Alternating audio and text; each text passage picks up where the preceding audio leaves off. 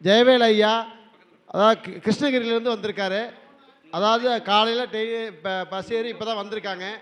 அவருடைய வயது முதிர்ந்த நிலைமையிலையும் நம்ம வந்து கருத்தரங்கத்துக்கு வரணும், அந்த ஆர்வம் இருக்குது பார்த்தீங்களா, அதுக்காகவே ஐயாவுக்காக பேசுறதுக்கான வாய்ப்பு கொடுக்குறோம். ஐயாவை சிறப்பிக்க வருமாறு கேட்டுக்கிறேன். என்னை பெற்ற பெற்றோர்களுக்கும் ஆசானாக்கிய குருமார்களுக்கும் ஆசிரியர்களுக்கும் என்னை காப்பு இருக்கும் என்னுடைய குலதெய்வம் பச்சையம்மன் அவர்களுக்கும் எனக்கு கல்வி அறிவை தந்த ஜோதிட அறிவை தந்த முருகப்பெருமானுக்கும் எனக்கு பேச வாய்ப்பளித்த ரவி சார் அவர்களுக்கும் இதை கேட்க ஆவலாக இருக்கும் உங்களுக்கும் என்னுடைய நன்றியை தெரிவித்துக் கொள்கிறேன். நான் பேச இருப்பது என்ன என்றால் பண வசியம், பணத்தை எப்படி வசியம் பண்ணுவது என்பதுதான். என் பேர் KS ஜெயவேல், 82 வயது, ஓய்வு பெற்ற தலைமை ஆசிரியர். நான் இப்பொழுது கோடீஸ்வரன். 8-10 வீடுகள் இருக்கின்றன. ஆனால் 1/5/2003 நான் தலைமை ஆசிரியராக இருந்தபோது மாணவர்களுக்கு உபகார சம்பளம் வாங்க சென்ற பொழுது என்னை பணியடை செய்து விட்டார்கள். நான் பிச்சைக்காரனாகிவிட்டேன். மிகவும் கஷ்டப்பட்டேன். ஐ ஆம் சப்ரஸ்டு, டிப்ரஸ்டு, அப்ரஸ்டு. சமுதாயத்தால் நசுக்கப்பட்டேன். நான் பரிகாரம் செய்ய என்ன ஒரு 2000 ரூபாய் பணம் வேண்டும் என்று கேட்கப்போது 15,000 ரூபாய் சம்பளம் வாங்கும் என்னுடைய மனைவி உதாசீனப்படுத்தி விட்டாள். நான் படித்து என்னுடைய தம்பிகள் ஒருவர் 3 லாரி வைத்திருந்தார். 2000 பணத்தை தரவில்லை. இன்னொரு தம்பி மளிகை கடை வைத்திருந்தார், பணத்தை தரவில்லை. அதனால் மிகவும் நொந்து போனேன். சமுதாயத்தில் என்னை அவமானப்படுத்தி விட்டார்கள். இந்த சமுதாயம் பணத்தினால் தானே அமுதாப்படுகிறது. இந்த சமுதாயத்தை நாம் என்ன செய்ய வேண்டும்? பணத்தால் அடிக்க வேண்டும், உதைக்க வேண்டும் என்று ஒரு தீர்மானித்தேன். பிறகு நிறைய புத்தகங்களை படித்தேன். ஏனென்றால் நான் ஆசிரியர், 3 MA முடிச்சிருக்கிறேன். எனவே சரஸ்வதியின் துணை கொண்டு என்ன பண்ணோம், நம்ம பணத்தை ஈர்க்க வேண்டும் என்று எண்ணினேன். உடனே பணத்தை நான் காதலித்து விட்டேன். ஒருவரை காதலித்தால் என்ன பண்ணோம், அவருக்கு என்னென்ன பிடிக்கும், என்னென்ன இருக்கும் எல்லாம் நம்ம பார்ப்போம். பொண்ணுக்கு போய் பார்த்து என்ன துணி பிடிக்கும், என்ன இது வேறும், என்ன ப்ரெசன்டேஷன் கொடுக்கணும், என்ன இதெல்லாம் பார்ப்பேன். இப்போ நம்ம பணத்துக்கு அதிபதி மகாலட்சுமி. அவளுக்கு என்ன பிடிக்கும்? மல்லிகைப்பூ பிடிக்கும், துளசி பிடிக்கும், அதுக்கப்புறம் பணம் நிறைய பிடிக்கும், வெத்தலை பிடிக்கும், உப்பு பிடிக்கும். எனவே ஜோதிடத்தில் என்ன பண்ணேன், என்னுடைய கலாப்பெட்டி அந்த பணப்பெட்டியில் தினந்தோறும் மல்லிகைப்பூ வைத்தேன். வசதி இல்லையா, விலை அதிகமாக 3 வெற்றிலை வைத்தேன். 3 என்பது குரு, பெரும் பணம். வெற்றிலை வைத்து மகாலட்சுமியை என்ன பண்ணேன், தியானம் பண்ணினே இருந்தேன்.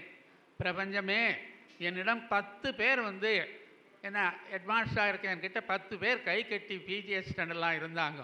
என்னை பிச்சை எடுத்து வைத்து விட்டே தாயே, நான் என்ன பலன் தந்தேன் என்று மிகவும் வருத்தப்பட்டேன். பிறகு காதலியை பார்த்தோம். காதலியை பேசணும் இல்லையா, சும்மா இருந்தால் காதலி நம்மக்கிட்ட வருவாளா? உடனே என்ன பண்ணணும், காதலியை கண்ணே மணியே கற்கண்டே அழகின் திருவுரமே என்றெல்லாம் வர்ணிக்கணும். மான் என்று உன்னை சொன்னால் மயிலுதல் இல்லை, தேனென்று உன்னை சொன்னால் தெவிட்டுதல்லை என்று பெண்ணை ஏமாற்ற வேண்டும். அப்பொழுதுதானே அவள் நம்மை காதலிப்பார்.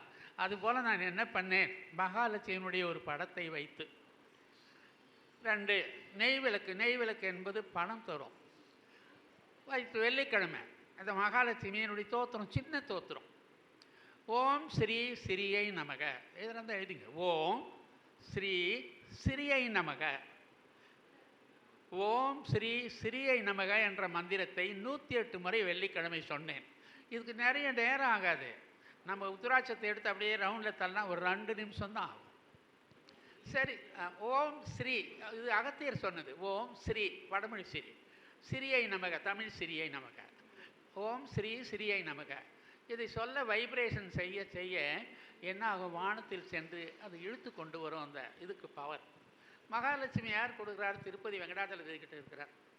அப்போ சனிக்கிழமையெல்லாம் என்ன பண்ணோம், திருப்பதி படத்தை வைத்து உடனே கோவிந்தா சீனிவாசா கோவிந்தா, அரகர சீனிவாசா கோவிந்தா என்று என்ன பண்ணோம், ஒரு 108 முறை சொன்னோம். இது நான் சொன்னேன். அடுத்தது சொர்ணாஸ்ன பைரவர். அந்த பணத்தை கொடுக்கும் சொர்ண ஆஸ்ன பைரவர் இருக்கார். யூடியூப்பில் போட்டால் வரும், படம் கொண்டு வந்திருக்கிறேன். அதை வைத்து என்ன பண்ண, ஓம் க்ளீம் சிம் சொர்ணாசன பைரவா அம்பட் ஸ்வாகா அப்படின்னு ஒரு மந்திரம் யூடியூப்பில் போட்டால் வரும். 108 முறை சொன்னேன்.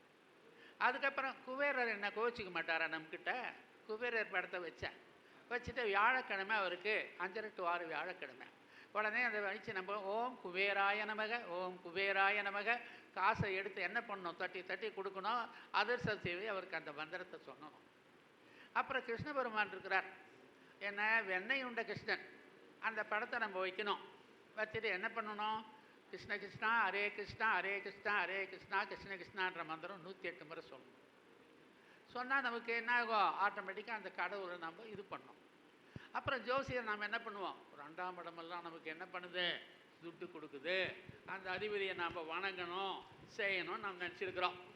இப்போ ஒருத்தருக்கு 2ஆம் இடம் இதாக வந்துச்சின்னு வச்சுக்கோ, என்ன 2ஆம் இடம் சுக்கிரனை வழிபாடு பண்ணுறோம். இதுக்கு என்ன பண்ணணும், நவகிரகத்தில் போய் வழிபாடு பண்ணணும். நம்ம இப்போ மெட்ராஸில் நவகிரகம் எங்கள் சாமி இருக்குது, எங்கேயோ தூரம் இருக்குது. பாவம் பண்ணவங்க மெட்ராஸ்காரெல்லாம். ஒரு கோயில்லான்னு எங்கள் ஊர் பக்கமே கோயில் இருக்கும், எல்லாம் இருக்கும். இங்கே ஒவ்வொன்றுக்கும் துட்டு செலவு பண்ணணும். அதுக்கு என்ன பண்ணணுனாக்க, நமக்கு மிஸ்டிக் செல்வம் என்ற ஒரு ஆசிரியர்கிட்ட நிறைய கற்றுக்கணும் நான். அவர் சிம்பிளாக ஒரு மந்திரம் சொன்னார். இப்போ நமக்கு சூரியன் இருந்தால் ஓம் க்ரீம் நமக, குறிச்சுங்க, ஓம் இக்ரீம் நமக, ஓம் இக்ரீம் நமகன்னு ஒரு 108 முறை. 2ஆம் இடம் சந்திரனாக இருந்தால் ஓம் ரீம் நமக, ஓம் ரீம் நமக அப்படின்னு சொல்லணும். செவ்வாயாக இருந்தால் இக்ரீம் நமக, வடபடி போட்டு க்ரீமு. புதன் இருந்தால் ஸ்ரீம் நமக, ஸ்ரீம் நமக. குரு இருந்தால் ஔம் நமக. சுக்கிரன் இருந்தால் இக்லீம் நமக. சனி இருந்தால் ஐம் நமக. கேது இருந்தால் சௌம் நமக. இந்த மந்திரத்தை நீங்கள் 108 முறை சொன்னால் உங்களுக்கு என்ன ஆகும், ஆட்டோமேட்டிக்காக அந்த 2ஆம் இடம் ஆக்டிவேட் ஆகி துட்டு குறிக்கும். இதெல்லாம் நான் ப்ராக்டிக்கலாக செஞ்சது. ஏன்னா வாழ்க்கையில் அவ்வளோ அடி வாங்கினதுனால இதெல்லாம் செஞ்சது. நான் சொல்கிறதெல்லாம் அனுபவம். அந்த அனுபவத்தின் காரணமாக உங்களுக்கு சொல்கிறேன். இப்போது இல்லை சார் எனக்கெல்லாம் நேரம் இல்லை, நான் படிக்காதவன் என்ன பண்ணலான்னு கேட்குறேன். இது ரொம்ப சிம்பிள். இது எப்பயுமே நம்முடைய வடக்கு பக்கம் இருக்கிற மூளை வேலை செய்யாது, தெற்கு பக்கம் தான் எல்லாமே கேட்கும். அப்போ அந்த வடக்கு பக்கம் இருக்கிற மூளைக்கு என்ன பண்ணணும், நான் சொன்ன பூவோ அதோ கடவுளுடைய படங்களையோ நாம் இது பண்ண ஆக்டிவேட் ஆகும். அதை நான் பார்த்தா சிம்பாலிக் படி நிச்சயமாக நம்ம கொடுப்போம். சரி, நான் படிக்காதவங்கிற என்ன பண்ணணும், ஜோசியத்தில் கேட்பாங்க. ஒன்றும் வேணாம் ஐயா, தேங்காய் சாதம் வாரத்துக்கு 2 வேளை சாப்பிடியா. அதுக்கப்புறம் என்ன பண்ணுறேனே, இப்போ வெண்பூசணக்காயை சாப்பிடு வரேன் டைமு. ஆனால் எதுவும் முடியலைன்னா கனவு பண்ணையா நீ கம்ப்ளீட்டாக. பசுமாடு இருக்குதே, 6 நாட்டு வாழைப்பழம் கொடு. நாட்டு வாழைப்பழம் கொடுப்பா, அவனுக்கு பணம் வரையில என்னப்பா. இப்போ மாடு வளர்க்குறவங்க அந்த மாதிரி கொடுத்தாங்க. திடீர்னு என்ன ஆகி போச்சு, மாடு என்ன பசுமாடு அதிகமாக பால் கொடுத்துச்சு, குஷி வகையா. உடனே நமக்கு பணம் நல்லா வருது, ஒரு சந்தோஷம். இப்போ இதுவும் நம்மளால் முடியல, இந்த மாதிரி கூட நம்ம செய்யக்கூட நமக்கு முடியலன்னா ஒரு ஒற்றை பனைமரம் இருக்கும் பாரு, அந்த பனைமரத்துக்கு நாம் டெய்லி தண்ணி ஊற்றிட்டுவான். இது கிராமத்தில் கிடைக்கும், டவுனில் நமக்கு கிடைக்கலையா. நெல்லிக்காயை நீ கம்ப்ளீட்டாக நெல்லிக்காய் மரம் வந்தால் அதுக்கு என்ன மரத்துக்கு தண்ணி ஊற்று. இல்லை அதனுடைய இதை யூடியூப்பில் போட்டு வச்சு நீ பண்ணிக்கோ. இல்லை ஜாதகப்படி உனக்கு நட்சத்திரனுடைய 2ஆம் அதிபதி பணம் கொடுப்பார். இப்போ எனக்கு 2ஆம் அதிபதி வீசீச நட்சத்திரம், 2ஆம் அதிபதி திருவாதிரை. ருத்ரனை தான் வழிபாடு பண்ணணும். திருவாதிரைக்கு என்ன, வாழைப்பழம், சிவப்பு வாழைப்பழம் டெய்லி சாப்பிடு. என்ன கெட்டுப்போது, உடம்புக்கு நல்லது இதுதானே. அப்போ உணவின் மூலம் என்ன பண்ணலாம், உணவின் மூலமும் நம்ம பணக்காரன் ஆகலாம், அதுக்கும் வாய்ப்பு இருக்குது. சரி, வாசு மூலம் நம்ம பணக்காரலாங்களாமா. நான் என்ன பண்ணேன், வேலையில் இருக்கும்போது ஒரு வீடை வாங்கினேன். அது கிழக்க படிக்கட்டு இருக்கிற வீடு. ஒரு கடன் கொடுத்துருந்தேன், ஒருத்தவனால் கொடுக்க முடியாத வீடு எழுதி கொடுத்துட்டு போயிட்டான். வடக்கு ஈசான மூலை கேட்டால் ஈசனே பிச்சை எடுப்பான். ஏன்னா 2 பேர் சம்பாரிச்சது ஒன்றும் பண்ண முடியல, நொந்து நூலாக போயிட்டோம். அப்புறம் அந்த ஈசான மூலை என்ன பண்ணோம், ஆடிச்சு ஒதுக்கிட்டு 4 பக்கம் 4 மெட்டல் பிரமிடும், சென்ட்ரலில் ஒரு பிரமிடும் வச்சேன். அதுக்கப்புறம் பாரு, லக்ஷ்மி என்கிட்ட காசாக கொடுக்குறேன். சந்தோஷமாக நான் வாங்கிக்கிறேன். அதுக்கப்புறம் ஒரு வீடு, ஒரு இப்போ வாஸ்து இருக்கா இல்லையான்னு இன்னும் ஒரு முறை சொல்லியிருக்கிறேன். அதை விட எளிமையாக சொல்கிறேன். ஒரு தேங்காயை கையில் எடுத்து, உரிக்கிற தேங்காயை கையில் எடுத்துகிட்டு போ. எந்த ரூமில் உனக்கு அந்த தேங்காய் கீழே உழுதோ அது வாஸ்து தோஷம் இல்லை. இதுக்கு 2000 3000 நீ கொடுக்க வேணாம் சாமி, இது ரொம்ப எளிமை. இல்லைனா கூல்ட்ரிங்க்ஸ் டம்ளர் இருக்குல்ல, அதில் தண்ணி ஊற்றி ஒரு எலுமிச்சை மடத்தை போடு, ஒரு மணி நேரம் இட்டு பாரு. மேலே எலுமிச்சை மடம் இருந்தால் வீடு நல்லா இருக்குது, கீழே எலுமிச்சை மடம் இருந்தால் வீடு சரியில்லை, மத்தியில் இருந்தால் செய்வனை இருக்குது. இது என்ன பண்ணலாம்? நாம் ஒன்றும் பண்ண வேணாம். ஒரு 48 நாள் கடுகு எண்ணெய் வச்சு வீட்டுக்கு முன்னால் வை, அது தோஷம் போயிடும். ஏன்னா நான் மாந்திரிகம் படித்தேன். என் மேலே எனக்கு கேரளாக்காரர் தான் மாந்திரிகத்தெல்லாம் வந்து நடத்தினார். இதெல்லாம் நான் டெஸ்ட் பண்ணி பார்த்தேன். டெஸ்ட் பண்ணி பார்த்து நான் சொல்கிறதெல்லாம் உங்களுக்கு என்ன, பூரா உங்களுக்கு டெஸ்ட் பண்ண தான் கொடுக்கணும். இது இப்படியாச்சு. சரி, இதில் நம்ம ரெடி பண்ணி ஆகிப்போச்சு.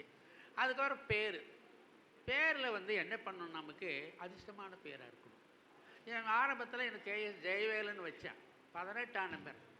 தருதுரம், எவ்வளவு போராடியும் சம்பளம் பண்ணியெல்லாம் மூக்கு வாயெல்லாம் உடஞ்சி போச்சு. சரி பார்த்தேன், ஒரு யூஎஸ் சேர்த்திட்டேன். கேஎஸ் ஜெயவேலு 24ஆம் நம்பர். அப்போ 24ஆம் நம்பர் வந்து என்ன பண்ணுது, 6ஆம் நம்பர் அள்ளி கொடுத்துடுச்சு. அப்போ அந்த நம்பரை 24 முறை எழுதி அது கம்ப்ளீட்டாக வந்து ஒரு சாமிக்கு போட்டு ஒரு வைப்ரேஷன் பண்ண அப்புறம் நம்ம என்னாச்சு, அள்ளி கொடுக்குது. ஜாதகம் என்ன பணமாக கொடுக்குது. நான் சும்மா இருந்தாலும் என்னை விடமாட்டேன்றாங்க. சும்மா ஜோசிக்கிறாங்க. உட்காந்தாலும் காலையில் 10 மணிக்கு இழுத்துன்னு போயிடுறான். உட்காந்து நிறைய வெளியூர், நிறைய ஆம்பூர், இது அந்த பக்கம் பெங்களூரு, மைசூர், இந்த பக்கம் சித்தூர் இதெல்லாம் வராங்க. ஏன்னா எனக்கு 82 வயசு ஆயிடுச்சுனால முதுமையின் காரணமாக ஆன்லைனில் முடியறதில்ல. வெளிநாட்டிலேருந்து நிறைய கேட்குறாங்க. அதனால் அவங்களுக்கு ஏதாவது டைம் வரைக்கும் நம்ம கொடுக்கணும் அப்படின்னு ஏதாவது நம்ம செய்யலான்னு இருக்கிறேன். அப்போது இந்த ஜோசியத்தில் வந்து இன்னும் நீங்கள் தெரிஞ்சிக்க வேண்டியது கொஞ்சம் தெரிஞ்சுக்கணும். திடீர்னு பாருங்கள், ஒரு 5ஆம் இடத்துல புதனோ ராகு இருந்தால் பொண்ணு ஓடி போயிடும்.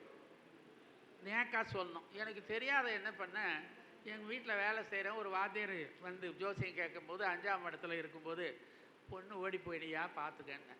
பொண்ணு ஓடி போயிடுச்சு. அவன் என்ன பண்ணான், வாத்தியார் சொல்லி தான் ஓடி போனேன், ஜோசியர் சொல்லி தான் ஓடி போனேன். ஊரும் பாதி அப்படியெல்லாம் இருக்குது. அப்போது நம்ம ஜோசியம் சொல்லும்போது நெளிவு சுழிவாக சொல்லணும்.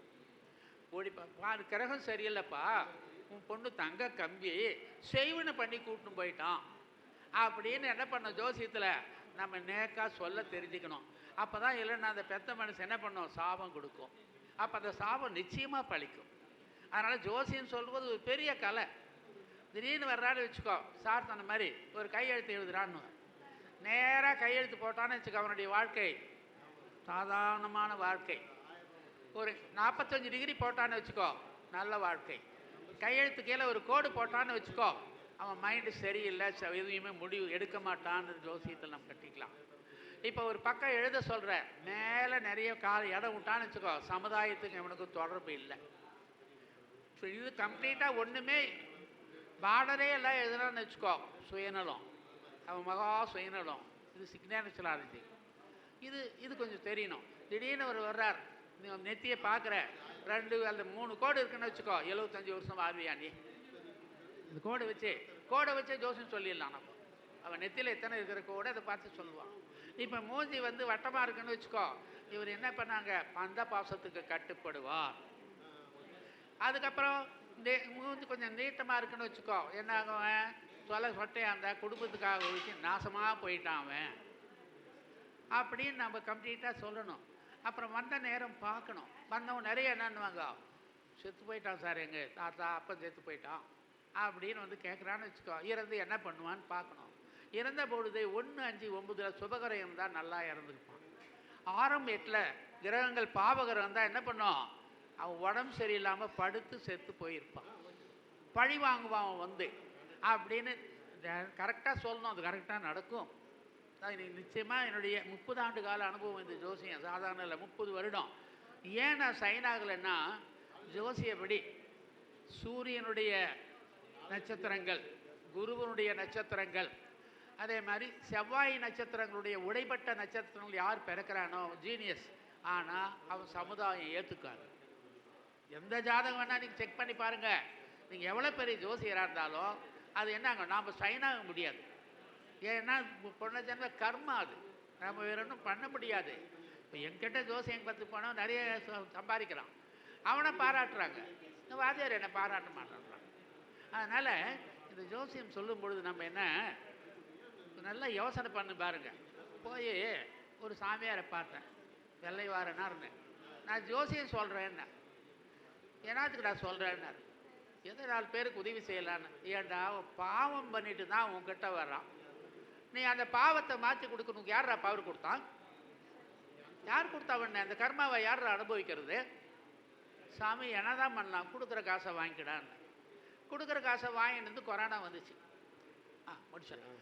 ஐயருங்கெல்லாம் ஜம்முன்னு வந்துட்டாங்க. வாத்தியாரே நீ சும்மாவே கொடுக்குறியா, உண்டியல் வச்சுருக்கிறான், நிறைய பணம் சம்பாதிக்கிறியா, நாங்கள் என்ன ஆகுறது எங்கள் பழப்பு அப்படின்னு ஒரு என்ன பண்ணான், ஒரு ஒட்டிட்டு போயிட்டான். ஒரு ஜோசியத்துக்கு 200 ரூபா வாங்கி இப்போ செஞ்சுட்டு இருக்கிறோம் சார். மாதம் 50,000 60,000 வருது. இந்த சரஸ்வதி என்ன இந்த பணம் வசியம் பண்ணி எனக்கு அள்ளி அள்ளி கொடுத்துருக்குறான். அந்த மாதிரி சிம்பிளாக பண்ணி நீங்களும் பணக்காரராகும் சார். பணக்காராகி நல்லா இருக்கணும். அதனால் என்ன சொல்கிறேன்னா, உழுதுண்டு வாழ்வாரே வாழ்வார், தொழுதுண்டு பின் செல்பவர் இல்லை. இப்போ பணத்துடன் வாழ்வாரே வாழ்வார், மற்றவரெல்லாம் என்ன பணக்காரனை செஞ்சு செய்வார். அந்த பணம் இல்லைன்னா என்ன பண்ணுறான், ஈண்டெடுத்த தாய் வேண்டால் இல்லான இல்லாலும் வேண்டால், ஈண்டெடுத்த தாய் வேண்டால் செல்லாது அவன் வாயிற்று. இன்னும் ஒரு என்ன சொல்கிறா ஒருத்தி, பணம் இல்லைன்னா ஈசனே ஆனாலும் காசு இல்லாதவனை கதவை திறவாதடி கதவை திறவாதடின்னு சொல்கிறான். அப்போது அந்த பணத்தை தயவு செஞ்சு நீங்கள் சம்பாதிக்கணும். உங்களுக்கு அப்போ தான் சமுதாயத்தில் மதிப்பு. இல்லைனா என்ன பண்ணீங்க, செல்லா காசாகிவிடும். எனவே என்னுடைய அனுபவத்தின் காரணமாக உங்களுக்கு என்னால் அந்த சின்ன டிப்ஸ் எல்லாம் கொடுத்துருக்குறேன். இதை நான் பயன்படுத்தி நல்லா இருக்கிறேன். பயன்படுத்தி இருக்கனால எளிமையாக பார்த்து நீங்களும் பயன்படுத்திங்க. அதனால் சார் சொன்ன மாதிரி நீங்கள் இதுக்கெல்லாம் ஒன்றும் மாந்திக்கெல்லாம் ஒன்றும் இல்லை. ஒரு சுடுகாட்டில் போய் ஒரு விளக்கு வச்சுட்டு அவ்வளோதான், மாந்தி ஒழிஞ்சு போச்சு. இறந்து போன ஆத்மாக்களே நீங்கள் நல்லா இருக்கணும், மாந்தி ஒழிஞ்சு போயிட்டான். சும்மா அதுக்கு மாந்தி அந்த பரிகாரம் போ, அங்கே போய் இங்கே போ, அதெல்லாம் ஒன்றும் இந்த வேலையெல்லாம் நான் பண்ணுறதில்ல. சிம்பிள், எளிமை இனிமை புதுமை, இதுதான் என்னுடைய தாரக மந்திரம். என்னோட கேட்டவங்களுக்கு என்னுடைய நன்றியை கூறி உங்களுடன் விடைபெறுகிறேன். நன்றி, வணக்கம்.